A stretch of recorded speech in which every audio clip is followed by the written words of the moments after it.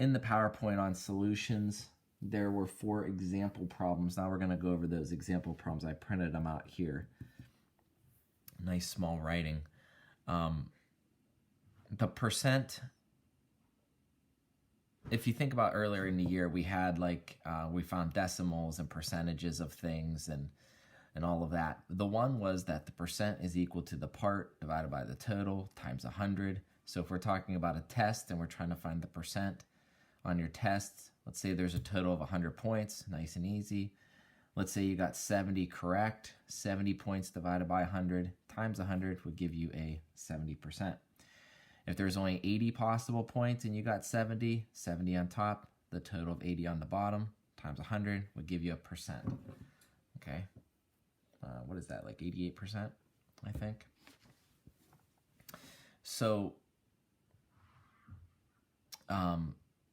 you're going to use the same idea when we solve these problems down here.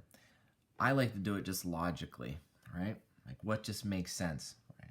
So one of the things, whenever you see these, if we have percentages, turn it into a decimal. So the way you would do that is we take, well, the way you do it, the only way, you just divide each side by 100. That makes this the decimal. Okay.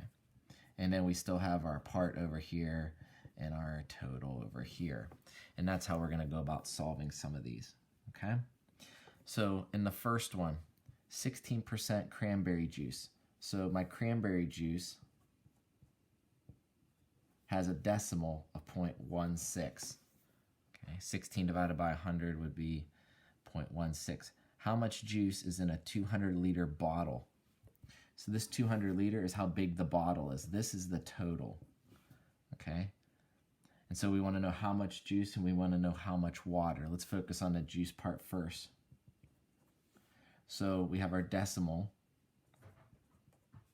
is going to equal our part, which is our juice, divided by our total. Okay, so to get the part for our juice, we're going to multiply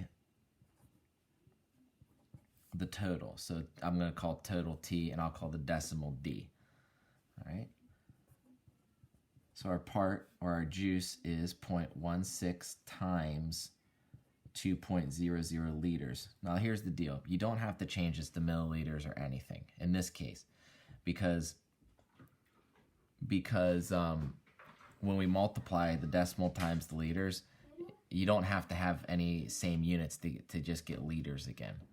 It's a pretty terrible description. It's not like we're subtracting liters and milliliters and you have to make sure they're the same. Okay, we don't need to do that here. So the answer is 0.32 liters of juice. Okay, so out of our 2 liters, 0.32 liters is juice. Okay, now of course I ran out of room. So how about the water? All right, so the water would be 2.00 liters, that's our total, minus the amount of juice. I think that makes sense, right? If you have like $1 and you spent a quarter, how much do you have left? Well, the $1 minus the quarter is 75 cents. So it's our total minus whatever we took away. And we would get an answer of 1.7. Okay, rounding. Where are we at? Nope, I'm sorry. 1.0, I'm sorry, 1.7. Wow, why am I messing this up? 1.68. I can't subtract, apparently. All right, 1.68. If we're going by significant figures on my paper, what I'm looking at, where I did my answers, I kind of messed that one up. But I had 1.7. We should go to the 100th place. Okay? So anyway, this much juice, this much water. If we were to add those up, we'd get our total again. That's a good way of checking. And the next one, you have rubbing alcohol, which is isopropyl alcohol. Okay, we call it rubbing alcohol. What percent of the bottle is isopropyl? So our percent is our part divided by our total times the 100 to get the percent. So in this case, the percent is our part. Now, you might just go with the very first one, but it says we want the alcohol. And it says there's 210 milliliters of alcohol. Divided by what? The total. right? It says a 300 milliliter bottle has this much alcohol, this much water. So whether we add these up and we get 300 or we just look at the size of the bottle, good enough. So our percentage comes out to be, with the correct amount of significant figures, 3 significant figures, 70.0% alcohol. Rubbing alcohol, isopropyl alcohol. Number 3, you notice this one says it's in grams. This might be a little bit tricky, but we'll deal with it. So first we have our salt, okay, saline, sodium chloride. 28%, our decimal is 0.28, okay? Now here's the deal. If we put this amount of salt, okay, whatever it is, in water, and it dissolves, the majority of the bulk, the amount, the volume of it is going to be coming from the water, okay? So that's fine. You'll notice we have, it says how many grams, but yet it gives us a total in milliliters. Okay, so let's just go and set this up real quick. So our decimal is equal to our part divided by our total. And what we're looking for here is the part. Okay, so our part is equal to the decimal times the total. Our decimal is 0.28. Now, we actually want this to be in grams, but our total here is in milliliters. Well, the little trick is that 350 milliliters of water is 350 grams of water because the density is 1. The density is 1 gram per milliliter. So if we had 350 milliliters, that means we have 350 grams. So I'm going to write in 350 grams here. Okay. It would kind of be weird if we all of a sudden just flipped over from milliliters to grams with no purpose or no explanation. So we have 2 significant and 3 significant figure. My final answer is going to have 2, and I'm trying to find it on my paper. Yep, 98. 98 grams of salt. Okay, I don't have much room here to do my steps. 1, 2, 3, 4. So I'm running out of room there.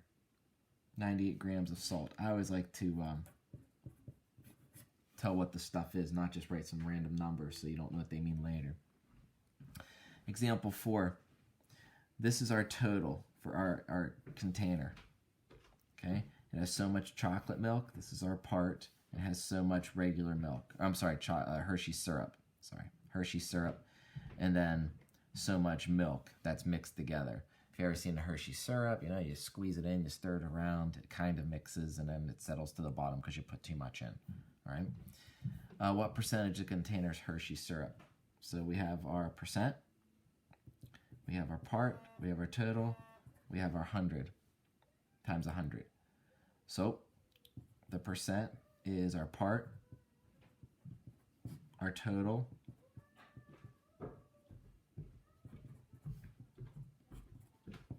and we have 3 significant figures and we have 4 significant figures, so we're going to go with 3. It is 62.1%. Okay. So a couple things to pay close attention to here. When we did these problems, they gave us the totals, okay, to start out. If they didn't, we'd have to be careful, okay? Oh, I actually messed that one up, didn't I?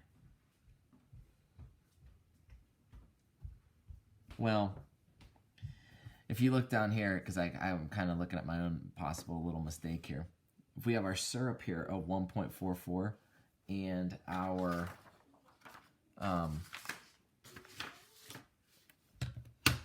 Hershey syrup 2.35 plus 1.44, you realize we get 1.79. I'm sorry, 3.79. And our container is 3.785. So what this shows us is that they already added these up and then rounded it, okay? Or they subtracted something and rounded it. But anyway, if you were only given the syrup and the milk and you didn't have the total, the first thing you would have to do is find the total. So up here, right? If it were to give us so much juice and then so much water, and we were having to solve for something, we'd have to add those together to get the total first. So be careful. Be careful what you're matching the numbers up with. That's Malachi. All right, so those are 4 examples, and you're going to use those to solve other ones.